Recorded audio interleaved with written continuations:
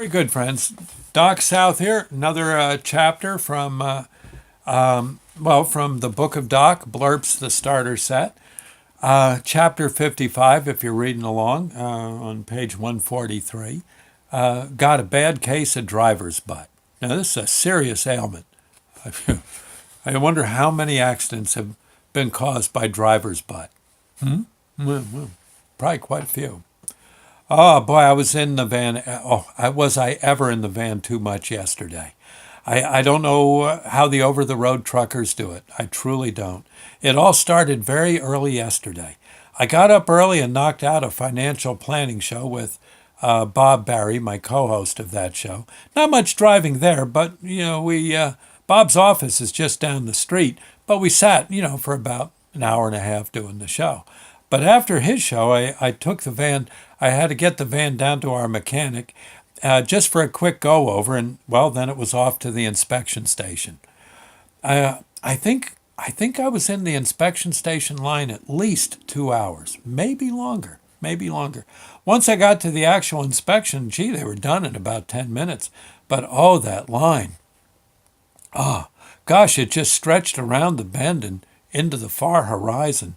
It moved so slow. It was like back in the 50s, trying to get over the Barnegat Bay Bridge to Seaside Heights on a Saturday afternoon when all the rentals were changing. Right. Oh, or people just wanted to get to the beach or Seaside Heights. Oh, yeah. The amusement park, the boardwalk. Right. Only I didn't have the beach and girls in bikinis to look forward to. No, I didn't. No, the best I could hope for was to just pass inspection. The worst, the absolute worst that could happen would be to flunk inspection and have to come back another day. Oh, one poor guy and gal in front of me, well, they had their car on the inside lane when it stalled on them. Yeah, yeah. They had to push the car past two lanes of traffic and then just sit on the shoulder till a tow truck came for them.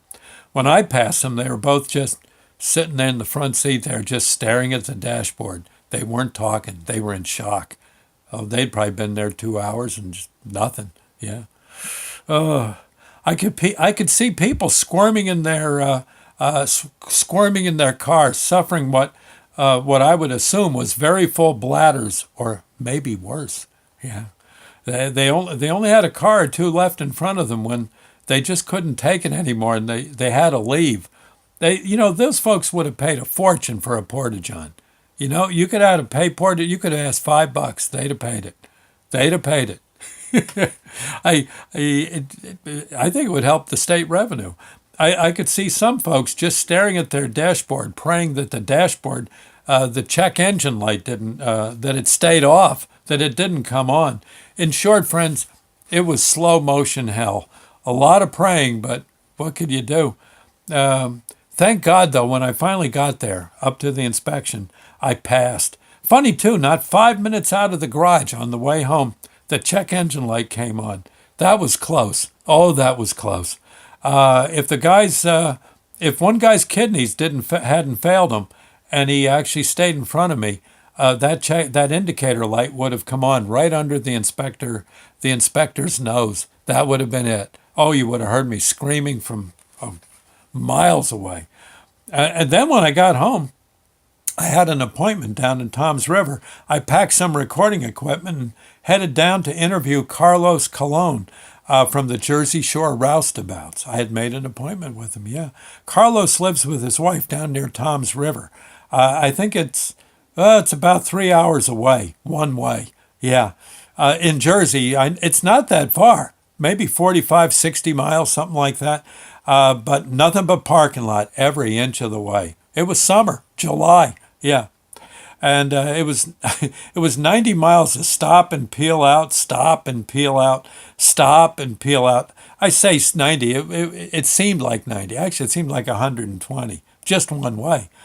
At least I couldn't go fast enough to get hurt in a wreck. And well, there were quite a few donut shops along the way, so that was good.